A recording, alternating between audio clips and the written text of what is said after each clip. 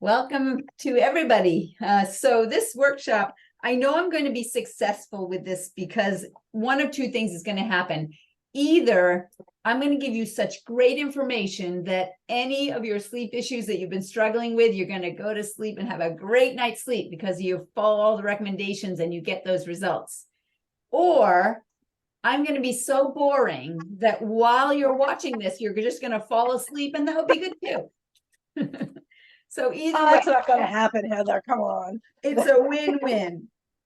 So I always look forward to teaching all of the body signals workshops, but especially this one, just because it's such an important topic and it really does go overlooked.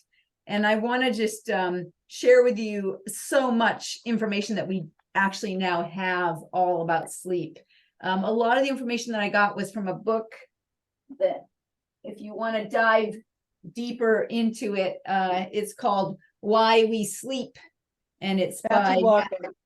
What's that? Matthew Walker. Yes, yeah. So you may already be familiar with it, but he really nails it here. And the people I recommend this book to the most are the people that don't necessarily value how important sleep is, that they're doing all the other things but not really doing that. And I have to say, I confess I was in that category where I knew the information about sleep, the importance of it, but it's definitely my Achilles heel, and it still is my Achilles heel. It is the one piece that I still need to keep diligently working on. And the thing that helped me to level myself up and ramp it up even more was reading this book, because when you unpack something in detail, that's when you can really change bad habits. And that's what I needed to do as well. So I want to share with you a lot of the important things that I learned from him and other sources, because I want you to be able to make your best choices and change bad habits into good habits around sleep, because it affects so many things. Another piece that I'm going to add, a bonus piece I'm going to add around sleep, is I was just in Mexico last week. And so I was on the West Coast. And so there was a big time zone change. And so jet lag is another thing that we have to deal with when it comes to sleep issues now in our modern culture. And so I want to give you some ways that you can hack the whole jet lag problem and really just nail that and get your body just reintegrated in a very quick way to the new time zone. And a few fun facts here about sleep. I have two cats. They sleep a lot. And in fact, cats will sleep 2/3 of their entire lives, and humans end up sleeping about 1/3 of their life. So if you think about it, in a 24-hour day, 8 hours of that, we should be sleeping.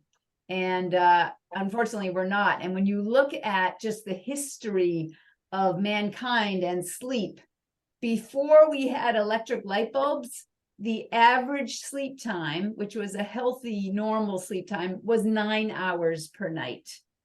And when the light bulb was introduced, it went down to 8 hours per night. And we think of 8 hours as the normal, but it's different since we've got a light bulb. And then since we introduced screens, whether they are cell phones, smartphones, handheld devices, tablets, computers, it's gone down to 6 hours as the normal, meaning the average sleep that people get. And so, modernization, civilization, life, and the habits that we have are impacting our rhythms. And so it's an important thing to consider. A couple other fun facts. Divorced, widowed, and separated people actually report more insomnia. So you might think, oh, well, if you have somebody in the bed with you and they're moving around or snoring, and that might wake you up and you might get less sleep. But actually, the people that don't have partners when they're sleeping have more insomnia, the studies show. Sleep deprivation, it will kill you more quickly than food deprivation. Is that important? Humans are the only mammals that willingly delay sleep. We're the only species on the planet that willingly delays sleep. No other species will do that. And sleep is really just as important as diet and exercise. So if you have a great diet, it doesn't replace bad sleep. You actually have to have the good sleep as well as a good diet, as well as the good exercise. Ideally, falling asleep at night, it should take you 10 to 15 minutes. So as soon as your head hits the pillow, within 10 to 15 minutes, you should be now falling asleep. Here's a scary fact. 36% of Americans will drive drowsy or fall asleep while driving. 36%, that's 1 in 3. I mean, think about when you're on the road, 1 in 3 drivers may actually be sleepy when they're driving.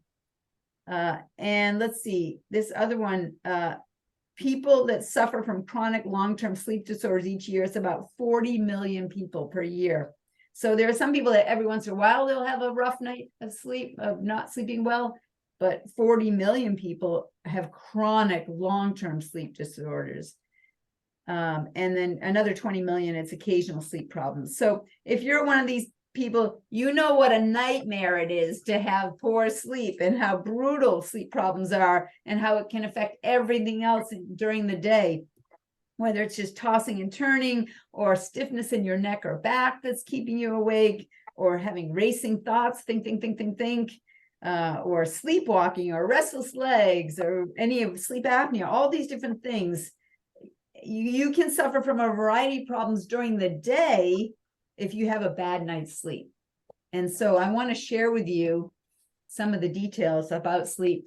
Let's see if I can get this to go right along here. There we go. So proper amounts of sleep on a consistent basis actually will benefit you with anti-aging, anti-inflammatory, prevents mood disorders and dementia, promotes a healthy BMI. Oh my goodness, how many people are struggling with their weight and don't know that sleep could be a significant factor, that if they improve that, it could help them hit their goals for their ideal body.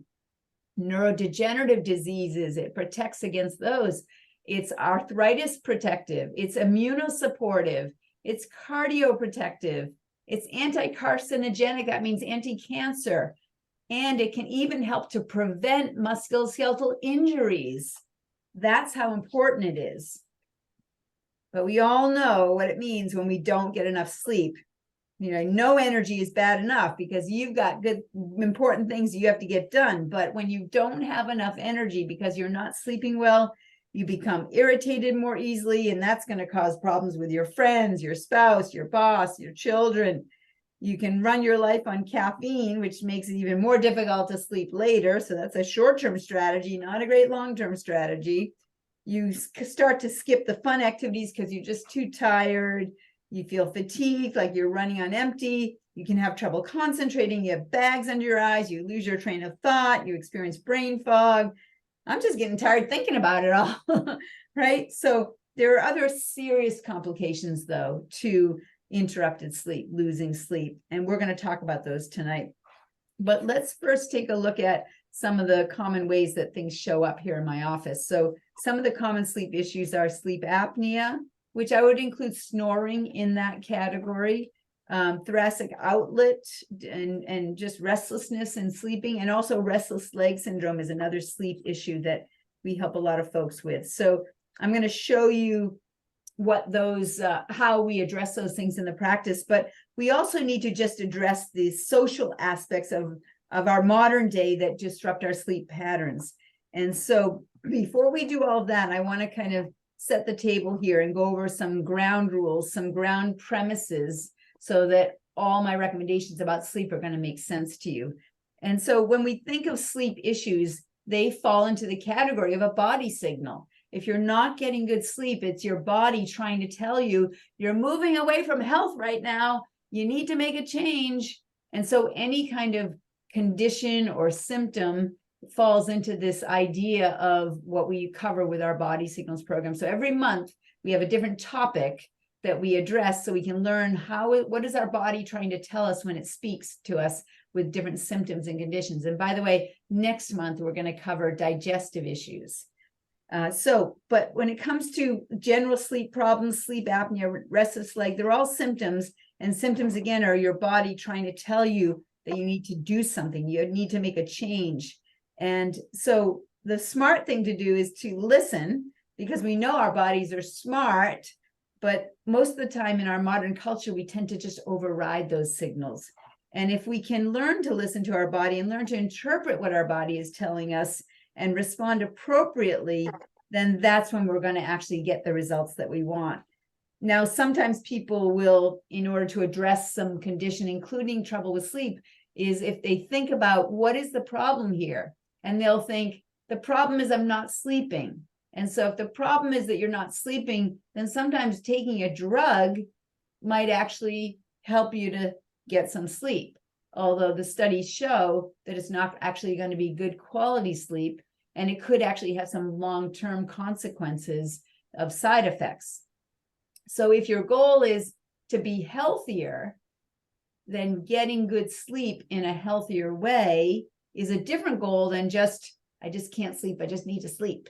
So I want to just discriminate between what your objective is. So if your objective is, I just need to get some sleep to just knock me out, or if your objective is, I need better sleep so that I can be healthier, your way of reconciling that, of addressing that, may take you in two different directions. And so symptoms, again, tend to be the tip of the iceberg. That's why we have this image here. I'm not sleeping, that's the tip of the iceberg, but it's a sign of something bigger going on underneath. And we need to address that if we're really going to get to the bottom of it all. So we don't want to ignore the underlying cause, because that can then turn into an even bigger issue.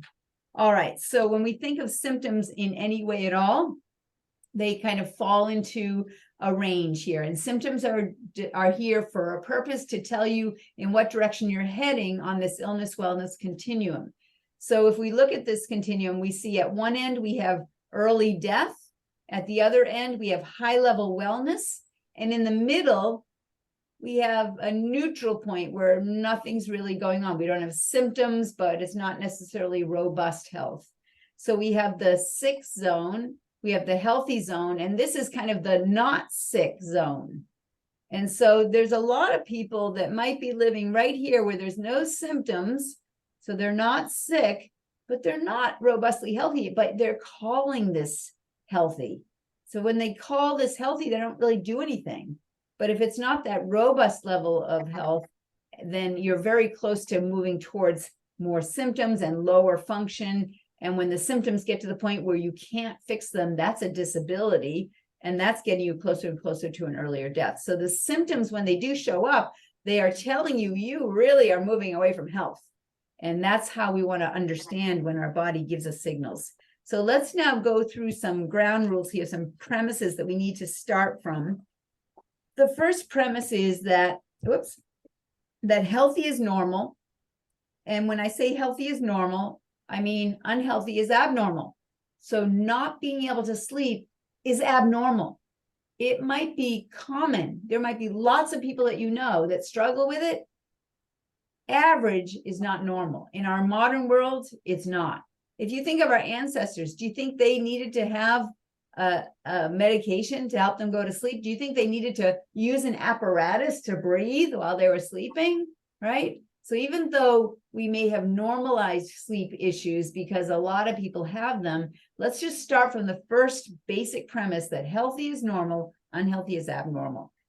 And the second premise is that your body is smart. It was designed to be healthy. And so if you're not experiencing good sleep, just like if you're not experiencing great health, we just have to figure out what's getting in the way of that, because we're designed to have great sleep. So what's interfering with it? And it's only going to be one of two things. Actually, it's going to be one thing that causes poor sleep, and that's something interfering with it, because we're designed to have great sleep. And there's only two things that could interfere with it, either toxicities or deficiencies. Toxicities are too much of something bad, and deficiencies are not enough of something good. So we're going to look at that, of what are the things that we need to get rid of when it comes to sleep, and what are the things that we need to do more of when it comes to getting great sleep. The other, Can you ask questions, or do you need to stay on your roll? Ask the question, and I might put it off if I'm going to cover Okay.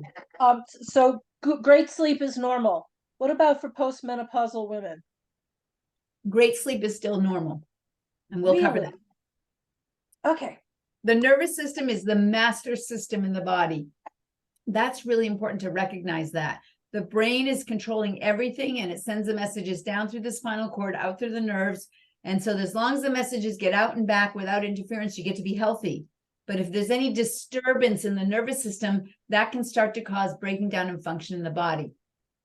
Your spine is your suit of armor that protects your nervous system.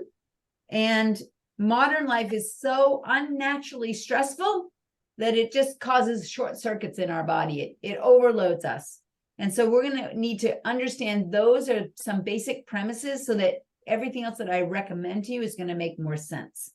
Okay, so now that we have covered the ground rules here, let's again just revisit this idea that modern life is so unnaturally stressful. Look at this picture. This is so common nowadays, but it is so unnatural. But it is so common that we've normalized it that people don't even think of it as anything but, oh, it's normal. Everybody does this. It is so unnatural.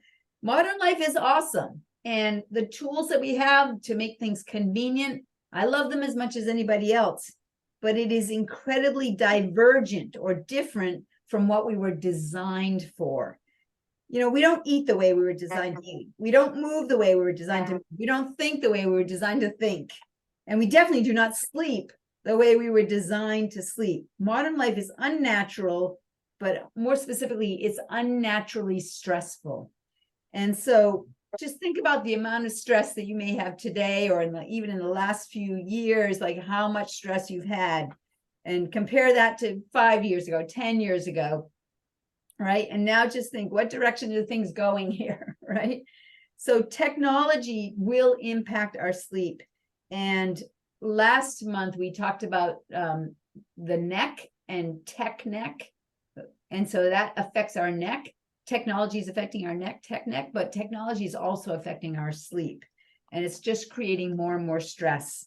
So let's look at this idea of stress and recognize that stress is coming at us in 3 dimensions. It's our thoughts. We might have stressful thoughts, but also toxins that we're exposed to are stressful, and traumas that we're exposed to are stressful. These are in 3 categories: how you think, how you eat, and how you move. So the stressful thoughts, you know, maybe we have a one-off terrible experience of losing a loved one or losing our job or losing our house or, bad things that can happen every once in a while. But then we've got that chaos and disorganization and deadlines that are happening and social media where we don't feel like we're good enough and we're stressed about all the news that coming out. Those ongoing lower level micro stresses have more of an impact on us than the one-off events that occur. Toxins, maybe we have a one-off exposure to some poison or toxin, but diet style has a big impact on the amount of chemical stress we're exposed to. Personal care products or someone else's personal care products that we're near or, just in the environment, the toxins that we're exposed to. And then traumas in the physical category, we have to include sedentary lifestyle as a physical stress that is actually more harmful to us, especially when we're on devices, than a one-off car accident or sports injury or a slip or a fall. So we need to put all of this into context and recognize that everything that we've normalized about our modern culture, it actually is things that are pushing higher and higher levels of stress. And all 3 of these things have a huge impact on our quality and our quantity of sleep. So we have rhythms that we're designed for. So let's just look at the high level physiology of sleep. We have this primal design where we have a relationship between light and sleep and hormones and function. And we have natural cycles of light and sleep that we need to be honoring and respecting if we want to have the level of health that we want. And that's because the light is going to impact our hormones. So just a quick overview here. Light hits our eyes, which goes right into hitting our pituitary and pineal glands, which are then going to help secrete melatonin. When we lose that light, it starts to trigger melatonin release. Losing light meaning the sun goes down. The pineal gland is going to secrete melatonin, which is known as the sleep hormone, although it does many other things besides that.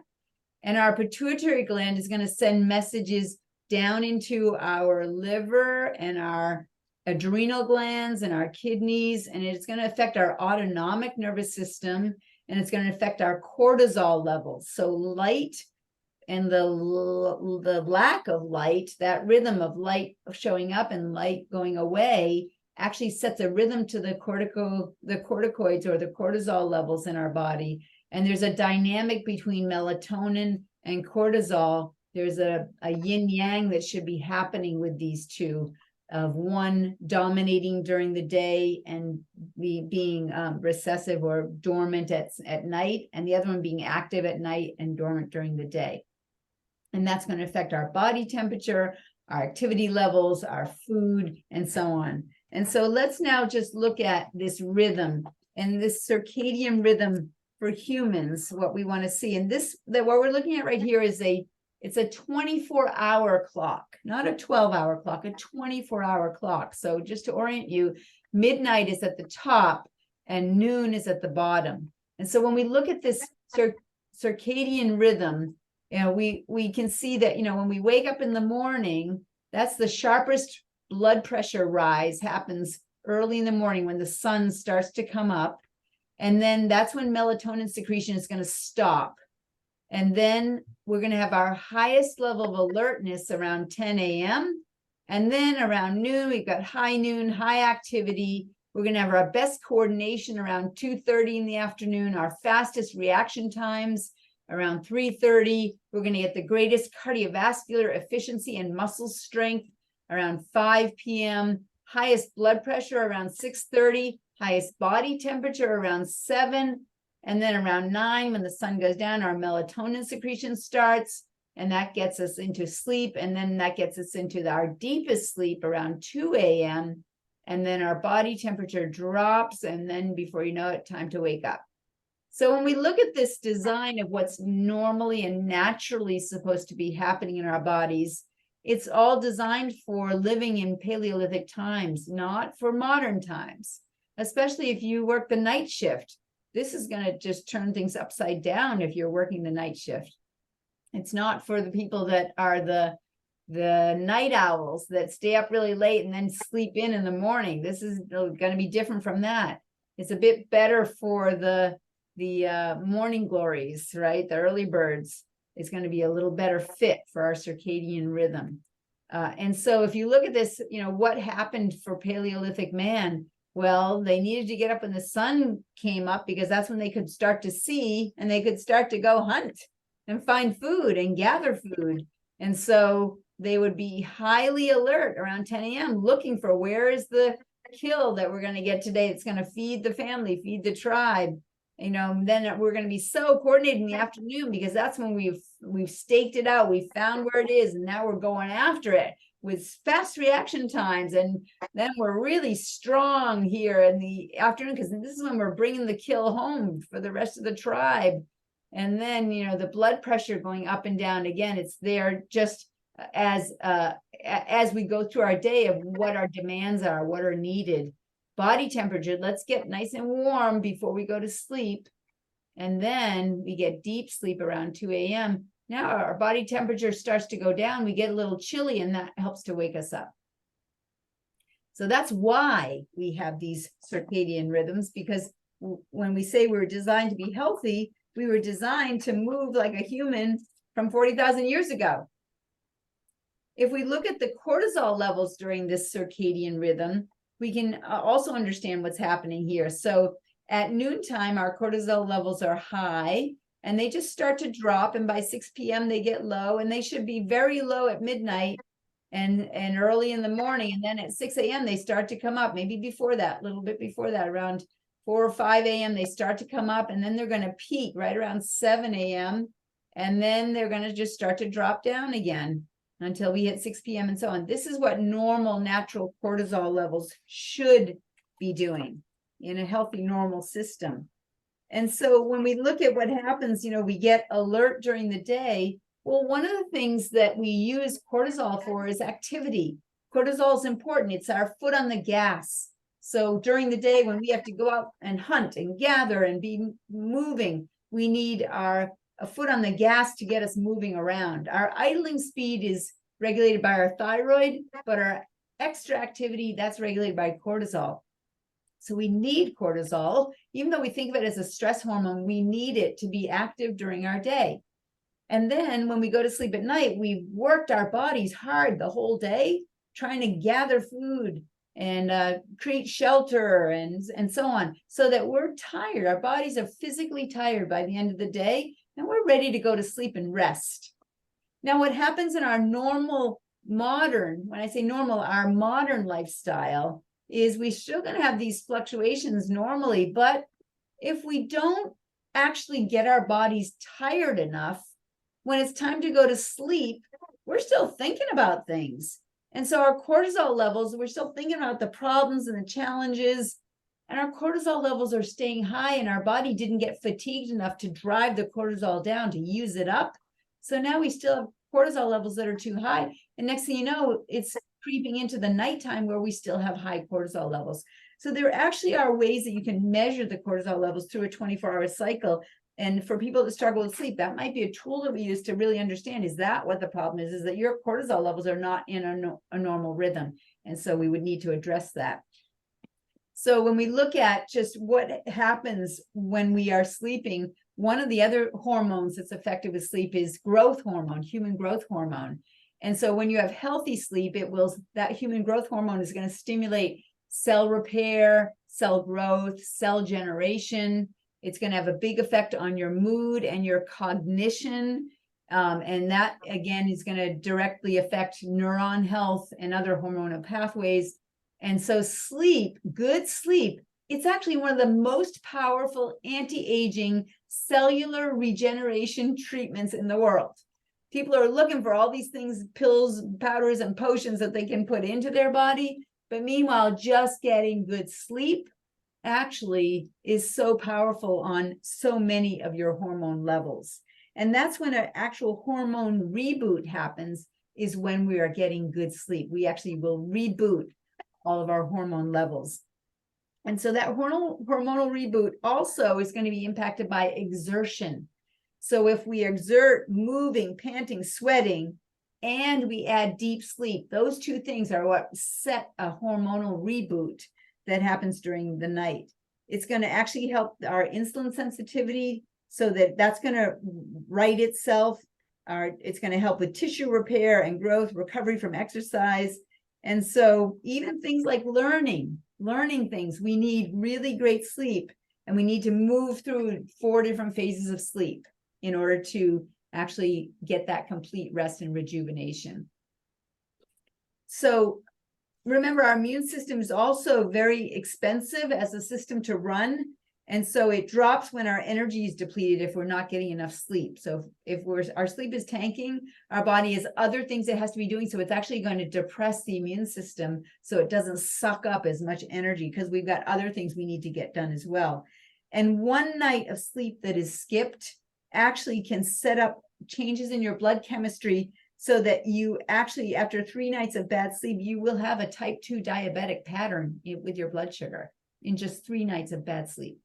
So it's a very important piece affecting so many things. And also the human growth hormone is when we disturb that, it's how quickly we're going to age and how much it'll affect our health. And so sleep deprivation actually is going to tank that HGH.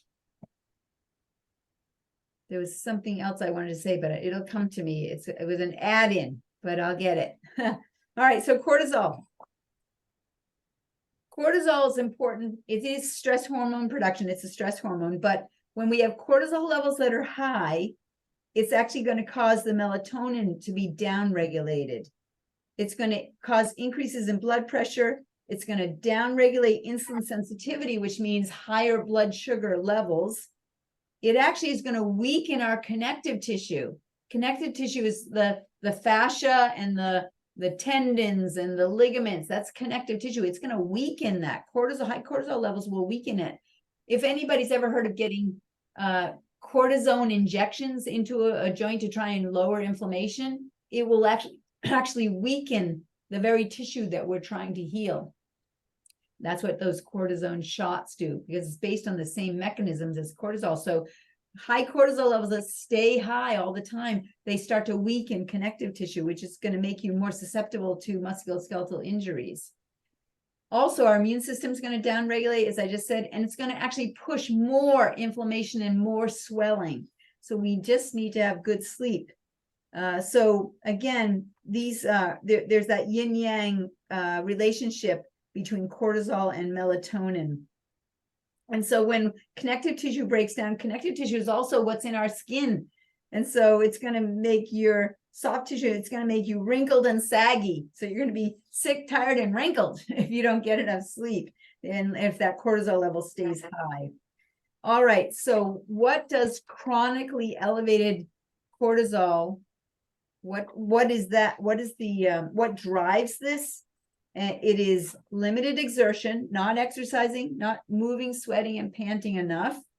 It's chronic psychological stress, keeps those stress hormones going, and sleep deprivation. So this is the perfect storm if this is what is happening. So in order to have good sleep, we actually have to make sure we're moving and exerting and panting and sweating during the day. And we have to make sure that we are managing our stress more effectively. And then we have to make sure that we just actually get into the bed and go to sleep at the times when we should be. So when cortisol levels are high, it also can start to affect our hunger levels, and it can make us eat more. And that's going to put our ideal body goals, that's going to make that go sideways. It's going to actually affect our fat storage as well. So the more that we're awake, and especially the more that we have light impacting us, we're going to be acting like our bodies are summertime. And if you think of a bear, what does a bear do in the summer? It's active all the time, but it's accumulating, it's storing fat. And then when the winter comes, that's when it burns all that fat. So when it's light all the time, the body just thinks, oh, this is fat storage time. I have to just keep storing fat because that winter's going to come when I'm going to need it. And so the light is a problem. Staying awake too long, too late in the evening is a problem. And all these things affecting the cortisol levels as well. So, and all of this also is going to affect your brain. So lack of sleep causes parts of your brain to slow or shut down completely. And so that's going to start to affect our attention, our working memory, our long-term memory, our decision-making abilities, our cognitive, our cognitive functions, our executive thinking functions. And that's what chronic sleep deprivation does. But acute sleep deprivation, just a short-term level of poor sleep, it will still affect our attention and our long-term memory. And it also puts us into a vigilance mode when we have not enough sleep. The other aspects of sleep deprivation that are causing it are the unnatural schedules, so that the cortisol cycles get upset, the melatonin gets downregulated, the insulin sensitivity gets downregulated, but also the unnatural lighting. So that's going to affect some other hormones. So the cortisol levels that stay high because the lights are still on, it's going to cause that carb craving, because that's our body thinking, oh, it's summer, we have to keep fat storage. So you think of the bear, time to eat, time to eat, time to eat. So that's why those carb cravings are higher when we're not getting enough sleep. And then again, the insulin is going to be driving us to store more of that fat storage mode. Our ghrelin levels are going to be up, which means we're going to have more of an appetite, and our leptin levels will be down, which means our leptin levels are the satiation hormone, feeling like you're satiated, feeling like you've eaten enough, but that goes down. So that means we just keep eating. Our appetite stays high. So sleep deprivation literally can impact our goals with our ideal body as well. All right. So when that happens, we start to get the belly fat. And with belly fat, that's the place where we're going to store it. Because if you think about it, if we stored the fat in our feet or in our hands and they get all obese, then how are we going to still hunt? So belly fat is the best place to store fat if you're going to store it, because you can still move your body around and you still hunt and survive. So when we, historically, because our ancestors usually always experienced acute stress, short-term stress, the only time that they actually experienced long-term stress was famine. That was the only time that our ancestors would have ongoing stress, was when there was a famine. Well, if there's a famine, wouldn't it be a good design in your body that if there's long-term stress, which means famine, now's the time to store fat? So when we have chronic stress, our body actually starts to respond to, oh my goodness, there must be a famine. We better store fat right now. And that's why chronic stress can actually lead to this belly fat. And that's because of the higher cortisol levels that are going. So that's, again, just our body's way for survival. So this is our smart body responding the way it should be responding if we have the chronic stress, because of 40,000 years ago, what that would have meant. And it would have meant we would have had a survival advantage. So, can you, I know you guys all love to do your burpees and you just love to have strict dieting, but what if you could just get better sleep and you could achieve your goals instead of having to be more and more disciplined and rigorous with the exercise and the food? So what if it was just simply better sleep was all you actually needed? All right, so the best practices for sleep: use their circadian rhythm as a guide and shoot for 8 to 9 hours of sleep. Now, the studies do show that when you're older, perhaps you actually do need less sleep. Maybe 7.5 hours for older folks actually is plenty of sleep that they need. But younger than that, you definitely want to be shooting for the 8 to 9 hours. You definitely want a dark, quiet, and comfortable environment. Think of our ancestors. The sun goes down, it's dark. You go into the cave, it's dark. The fire dwindles down, it's dark. So you want your room to be dark, quiet, and comfortable. That means no lights, no little night light in the corner, no light from the TV or the charging cord or the clock radio. Like, no, get rid of all of those lights, because they actually all come in through your skin. It's not just your eyes open that's seeing them. They actually come in through your skin and start to impact you. Now, also an e-fast is important, and that means electronics fast. It means no screens before you go to sleep. And absolutely 30 minutes before sleep, no screens. And for some people, they really do need a full 90 minutes before sleep to not have any screens. Watch out for alcohol and caffeine. Now, caffeine will make you more alert, so that can interfere with sleep. Alcohol, actually, some people think I'm just going to have a drink to help me go to sleep, but it actually interferes with good quality sleep. And certainly our household culture, it's hard when there are night owls and morning glories in the same household. So having everybody on the same rhythm of going to bed early makes it easier for everybody else. So try to get the whole household in the same culture. A couple of things I want to add in here. When we talk about the light, and I mentioned, think of our ancestors in the cave. The studies actually show that candlelight is a softer light that doesn't disturb our circadian rhythms, and especially lights that are below our gaze, looking down. So if you think of the angle that we would be gazing at a fire burning, that angle actually sets really healthy rhythms in the brain, and it helps to quiet down the cortisol levels. The angle of looking at that red glow of light actually is a very healthy version. So, you may actually experiment. If you're having trouble with sleep, or you're having trouble getting into the rhythm of going to bed earlier, now it's getting very dark, so it might be really challenging right now to try this out, but see what it's like to not turn the lights on at all, except maybe some candles. See what that would be like, to the feeling of that in your body, to just go with those rhythms.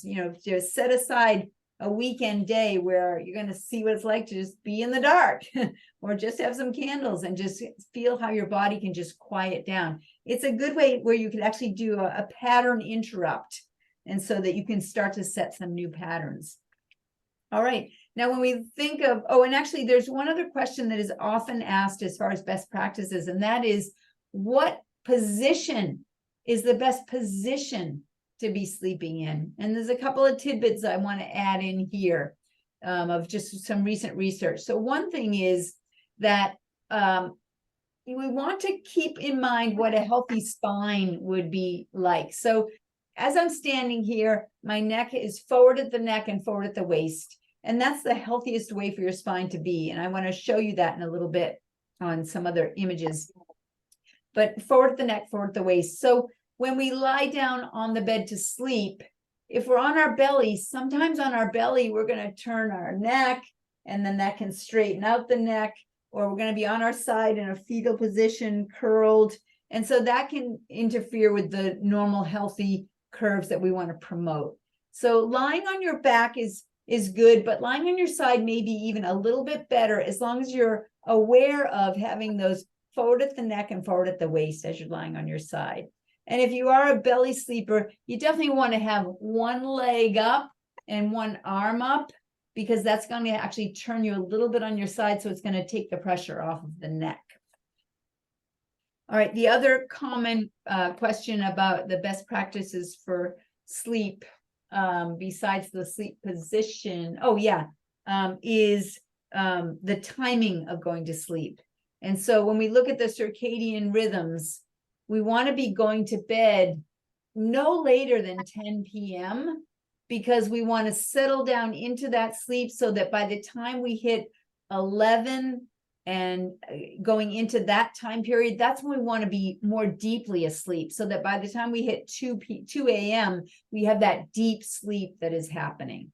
So as far as the best practices, if you were going to shorten the amount of, like if you were a student and you were studying, or you just had some deadlines that you had to work on, it's a better practice to go to bed early and just wake yourself up earlier and get that work done, than staying up too late, missing that deep sleep time to get that work done, and then going to sleep.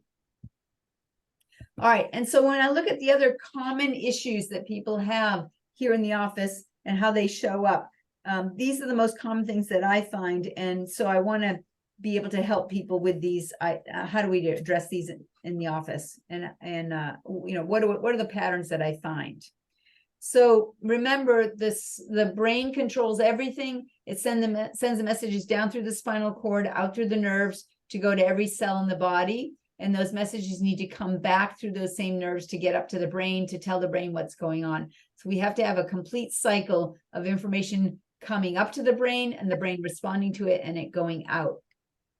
And so it's almost like a power panel, like a circuit breaker panel, where the rooms in the house that go from the wires to the different rooms, these wires or nerves go to different organ systems. It's literally laid right out. There's a whole map to the nervous system. And so we have to understand this so that we can understand what are the areas that we find interference in the nervous system that can relate to sleep issue problems. So it's that flow of intelligence that keeps you healthy and healing. Your spine is your suit of armor that protects the nervous system. But if there's anything that disturbs that, that's when we get into trouble. So we know the body is self-regulating and self-healing, but it has to be controlled by the nervous system, by the brain. And so it has to have clear information going out and back in order to be healthy. And if there's anything that interrupts that flow of messaging, then that's when we start to see breaking down of function in the body. So let's now look at this idea of subluxations, right? There are misalignments of the in the vertebrae, the joint misalignments that can then cause soft tissue damage, which leads to inflammation and nerve irritation, can lead to spasming in that area. The spasming then causes the joint to be fixated and it stops moving. And when those joints stop moving, the signaling to the brain that comes with movement of the spine stops. And then the brain is not getting accurate information anymore from the area that is spasmed and locked up. And when it's not getting accurate information, the brain starts to go into a stress mode, just like if you were out in a crowd with your child or your grandchild, and suddenly you lost their hand, and where are they? You can't find them. You go into stress mode. So if the brain is not getting accurate information, it's saying what's going on down there, and it goes into stress mode, and it causes an increase in stress hormone production, an increase in cortisol. And so remember, cortisol is the stress hormone production. Melatonin gets down-regulated, blood pressure increases, insulin sensitivity down-regulates, weakens the connective tissues, immune system down-regulation, inflammation, and swelling. We covered all of that. And so when we now start to think about sleep apnea, what is happening in this situation of sleep apnea? And so inflammation is going to be something that's playing out here. And inflammation in our tissues can actually create a narrowing in the sinuses where the airflow goes. It can be worsened by obesity.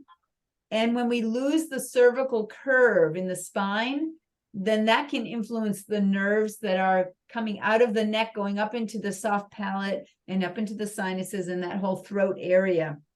And you're gonna have a loss of integrity of the tissue and the tone of those muscles. And it can then, all of that together can create more turbulent airflow, which then leads to the snoring and the apnea. And so there actually is a correlation with sleep apnea and heart disease and stroke. And it's the same correlation between obesity and these pieces. And subluxations in the spine can just compound all of this. So, you probably all have this like idea, this image in your mind of like Uncle Joe. And when Uncle Joe comes over and whenever he eats the pizza and drinks the beer, man, that snoring is, it's crazy how bad that gets. Well, looking at the diet of drinking the beer and eating the pizza, there's a lot of inflammation in that type of a diet. And so it's the inflammation that can actually worsen things. So that is this topic of sleep apnea. And what is it? There has to be a better way, because wearing a contraption while you're sleeping, again, it's not part of our natural design. And a lot of people would love to not have to rely on that. And so we have helped a lot of people with this. So with sleep apnea, the most common areas involved are going to be the C1 to C3 area, upper cervical. This is where the vagus nerve comes out, and it goes right down into the diaphragm, and that can affect our breathing as well. And then also C1 and 2 are controlling the integrity of the soft palate. You can see how these nerves that come out of the top here are going into the sinuses and so on. And then C6 and C7 also, that has an impact on our stress hormone levels, that kind of thing. And so it's a chemical dysfunction, we would call it. A lot of inflammatory foods are going to swell the tissues. And so we think of the sleep apnea as related to chemical stress. Remember, we talked about the 3 different types of stresses: how you eat, how you move, and how you think, the thoughts, toxins, and traumas. And so the chemical stress can be one of those factors that can really drive the sleep apnea. Then the thoracic outlet, tossing and turning at night because of pain and muscle soreness, restlessness that's waking you up, not being able to find a comfortable position. Well, I just want to go over a little bit of the anatomy here. So the brain has the brain stem that comes right down from the brain through a big hole in the bottom of our head, and that comes down and turns into the spinal cord, and then that goes right down the spine. Now, as the brain stem comes through, it's the thickest part of the spinal cord as it comes through here. So the top of the spinal cord is very thick because it has all those fibers that eventually are going to go all the way down to your toes. And so as the spinal cord comes down, it has branches that branch off, that go out to the body. And those branches are going to be taking some of those fibers away from that spinal cord. So the spinal cord is going to get narrower as it goes down the spine. The cervical vertebrae are delicate, but they have a wider hole for the brainstem to accommodate the brainstem. But the thoracic vertebrae, it gets narrower and narrower. So the narrowest part of the neural canal, because down the lumbar spine, those lumbar vertebrae are bigger. The narrowest part of the neural canal is in the thoracic spine. And so it's less tolerant when there's inflammation in that area. And so you can become more symptomatic. Now, innately, the body's going to toss and turn and twist and try to open the foramina to try and relieve the pressure on the nerves and increase the room at the IVF, or the intervertebral foramen, where the nerve root comes through, and for the thoracic spine, so that the nerve root can exit and have more room. And so tossing and turning here can be one of the things that disturbs our sleep. I just can't get comfortable. And when we move our bodies, it triggers certain nerve pathways to send signaling to the brain, movement. sends certain nerve pathways, and resting and relaxation sends other types of messaging. And I'm going to cover that when we go over a restless leg syndrome too, of why we actually have this restless leg that happens. But there's a little bit of a similar quality with thoracic outlet syndrome and that discomfort. And I have a patient, his tossing and turning was happening so much, and it was affecting his sleep. And when we started to correct his subluxations, get him to have better posture, not only did I have better sleep, but his depression went away as well. And he said, he came in and he said, I'm like Dracula, I'm sleeping so deeply here. All right. So with thoracic outlet syndrome, again, the most common areas of subluxation are in this area right here. And we do think of it as a physical component. And oftentimes posture is a problem here, because when you have poor posture and you're hunching, you're putting a lot of stress on this area. So by improving the posture, that's how we can actually help that whole area as well. And now we come to restless leg syndrome. So the restless leg syndrome, the nerve supply that goes to the legs comes out of the lumbar spine. And so that's why we oftentimes are adjusting that area. But when we have pain, the signals for pain, they are a slow twitch. It's described as a slow twitch nerve that carries the pain signals. And movement actually uses a fast twitch signal. Now, did you ever notice that, like if you banged your hand with a hammer, or you close your fingers in a door or something like that, your immediate reaction is to go, ow. And then you wring your hands, you move your hands when you hurt it. And that's because the pain signaling is using a slow twitch. But if you move your hand, the fast twitch overrides that. And so somehow it doesn't hurt as much when you have movement added to it. And so our body is going to move to try and override the pain signals. And oftentimes restless leg syndrome is the body's strategy to actually try to override pain signaling. And so the areas that we find most commonly for restless leg is going to be down in the lumbar spine, because that's where the signals come out that go down into the legs. So the sacrum, S1 to S3, as well as L4 and 5 are the most common. And so it's this whole neurological piece of the nerves that carry the pain signals and the fast twitch and slow twitch signals through the muscle, from the muscles up to the brain. All right, so now as we look at this idea of subluxation, so when we have a misalignment of the vertebrae, it can start to interfere with the flow of messages going along the nerves. And it causes nerve irritation and interference in the body's innate ability to heal and remain healthy. And the things that cause subluxations are going to be bad habits. And we add that together with the jolts and the jarring of the spine that can happen. But when we accumulate all the bad habits, whether it's how you eat, how you move, how you think, whether it's a car accident, or it's sedentary lifestyle, or it's being worried and stressed about things, or eating convenience foods, like all those bad habits, they accumulate, they add together.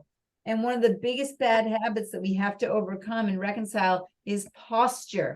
So if you look at the weight of the head here, when the head, let's say the head weighs approximately 12 pounds for anybody, some people a little less, some people a little bit more, but let's say it's a 12-pound bowling ball here, a 12-pound head at the top of the neck.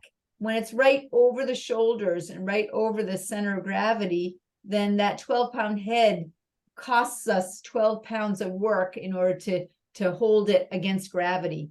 But when the head starts to move forward, even just an inch or inch and a half forward, it now triples the weight of the head of the amount of work demand it puts on us. So if you took a bowling ball and held it close to your body, and then you started to move it out in front of you, that bowling ball, it weighs the same amount, but it's costing you more work in order to do that. So as the head travels forward, it puts more and more demand and more stress on the spine. And, you get it forward here, and now you just tip the chin down and you're looking at a cell phone. It's basically the posture that we're seeing in so many people, and in younger and younger generations as well. And it's a real problem. This young generation, they are in trouble because they are starting so young to be using the tablets and the devices, and it's just tanking their posture. And remember, we said that this part of the spine is where the neural canal is the smallest, and yet it has all the fibers that need to get all the way down into the bottom of the spine as well. So how do we correct the cause? Correct the subluxations? Yes, we need chiropractic adjustments to do that. But we also need to add specific exercises in to help to improve the posture and to prepare the spine for sleep. And then also we need to break the bad habits that keep perpetuating the same subluxation patterns. Bad habits with posture, with diet, with sleep, and with exercise, not having enough exercise. So listen, if you can't sleep, get adjusted and sleep well. And when you do that, you're going to go from being, barely making it, always running on empty. Is that the way that you want to live your life? Or do you want to be tanked right up with full power to be able to do all the things that you want to do in your life?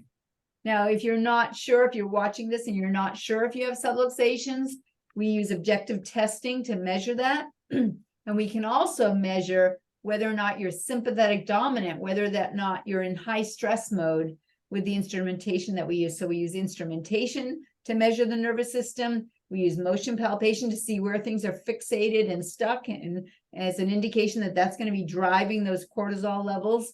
We use static palpation to see where the misalignments are, and we know what the map of the nervous system is and where those nerves go. And then we look at posture, and we'll even use X-ray to help us to see how long has the problem been there, and again, what areas are being affected. So we have to get checked if you want to know what's happening with your nervous system and whether or not you have subluxations. And so if you are watching this recording and you're curious, if you just send us a text, 802-985-9850, and just put in the word sleep, then my team will get to you and we can set up a consultation so we can see whether or not we can help. I'm happy to have a 10-minute conversation with you and see how your sleep issues are affecting your life, what your goals are, and see whether or not I can help. Happy to do that. No charge, just happy to spend that time with you. Now, procrastination is the thief of health. So we've gone over a lot of really good information this evening, but I want you to act on it, because if we don't act on it, then we're never going to get the changes. And bad habits are not always easy to change. Getting to bed earlier, it's tough to do. So the best practice for changing bad sleep habits around timing is to just start to back it off slowly. Like, it's really hard if you're used to going to bed at 11 or 12 to just suddenly go to bed at 8. That's hard to do, that drastic of a change. So what I would recommend is just back it off by half an hour the first night, and then another half an hour the next night, another half an hour the next night, and just slowly over time start to just incrementally go to bed earlier and earlier, so that you get that really important deep sleep time from 11 to 2. That's when we want to have that really good deep sleep. I also wanted to make sure I covered that jet lag bonus information for you, because again, so many of us are traveling, and if you're crossing time zones, then it can be a real problem. And so on my website, there is a link to the jet lag points. So if you go to the website and you go to the tab at the top that says resources, there's a drop down that takes you to web links. And on that page of web links, it has something called jet lag acupressure. And the way that system works is when you get on the plane, you take note of what is the time at the destination where you're headed. So if you get on the plane and it's 6 p.m., but you're heading somewhere where it's now 9 p.m., then there's a chart that you use, and certain organs are active at certain times of the day. And every 2 hours, the dominant organ changes, and it goes through a cycle through your whole body. All the organs are active at their own special time. So when you look at the chart, you're going to see what organ is active at that 9 p.m. time, even though you're sitting on the plane in a 6 p.m. time. You see what organ is active, and there's a certain acupuncture point that actually corresponds to stimulating that organ. So the chart shows you where that point is, and then you just stimulate that point for about a minute or two, and then 2 hours later, you're going to stimulate the next organ system with the next point. You just look on the chart, so that by the time you arrive, those organs are the right organs that are active at that time. And then when it's time to come home, you can do the same thing in reverse. Now, I have had some people that have been creative with this jet lag acupuncture idea. And if they're having trouble falling asleep, they just start to stimulate the right organs at the right time that correspond to this time zone. Kind of like maybe they got off kilter and they're just kind of resetting. So I have had people that have had some good results with that as well. Now, the other piece with jet lag, you get to the other place and it's, 9 o'clock, but for you it's 6 o'clock. And so you're still wide awake. And so sometimes taking some melatonin, people may use that as a tool. And I have some other nutritional supplements that I use that help to address the cortisol imbalances. And then also, if you're going in the opposite direction where, it's you feel like it's time to sleep, but everybody else is awake because you're in that time zone. I like to use chocolate as a stimulant rather than caffeine. Use chocolate as a way to just keep me a little bit more alert until it's the proper time to go to sleep in that time zone. So those are some of the other benefits. Other things that can help nutritionally with getting good sleep. Kava is a wonderful herbal tool to use before sleep. And for some people, chaste tree is another good one. Chaste tree actually has the precursors to melatonin. So if you're not making your melatonin properly, chaste tree may be the precursors that you need to make your own melatonin better. There's a lot of controversy about using melatonin as supplementation, whether taking it externally may reduce your body's natural production of it. But there are so many useful purposes for melatonin in the body that there's some discussion on that now about the usefulness of supplementing with melatonin that may help many other things in the body as well. So I haven't done enough research on that myself to be recommending a lot of melatonin, but I do still like to recommend the chaste tree for certain people to make sure they're getting the precursors to make their own melatonin.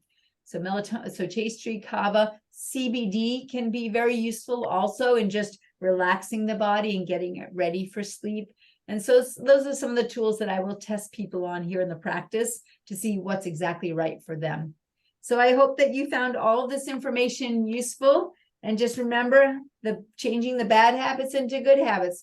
How you eat, staying away from the stimulating foods before you eat. Not eating too late at night before you go to sleep is another important best practice for sleep. 2 hours before you go to sleep is the best time to finish eating.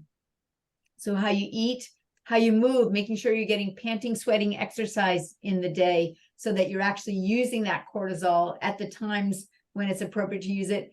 We do find that exercising, make sure that you're exercising 4 hours, no later than 4 hours before sleep if you're having any trouble, because sometimes exercising too late can actually kick up your activity level, or your awakeness, your alertness. So how you eat, how you move, and then how you think. If you are laying there awake, think, then the EFT tapping can be a very useful tool to help to turn the stress switch off. And if you want to know more about that, just let me know. There's an actual workshop. I'll give you a link to the recording of it. And so you can learn how to do all those points yourself. And in 30 seconds, turn the stress switch off. My daughter, when she was a child, if she was not, I can't fall asleep, we just do a little 30 seconds of tapping and boom, she'd be right to sleep. And so it's something that I use on a regular basis, the tapping, for all kinds of things, but especially if it's, think, I just do a round of tapping and it just helps me to settle in. And then the very last thing that's a good best practice for sleep is what I call, especially when I'm thinking, it's the 4-2-1, the 4-2-1 rhythm. And so the 4-2-1 rhythm is, I first think of 4 things that I'm grateful for. and it helps me to get out of thinking about the things that I'm stressing about. I think of 4 things that I'm grateful for. And then I think of 2 things that I love. And it might be my pillow. I love my pillow, or my daughter, or my cats, or anything at all, whatever you just love. And then the last thing is something I could use a little help with right now. And I just offer it up. So that's my 4-2-1 routine that I use at times before I go to sleep. So I hope you found all this was helpful. And so I hope you're ready to make some changes, take some action, so you can install the good habits and replace the bad habits, so that you can get the best night's sleep ever. And I'm going to stop the recording now.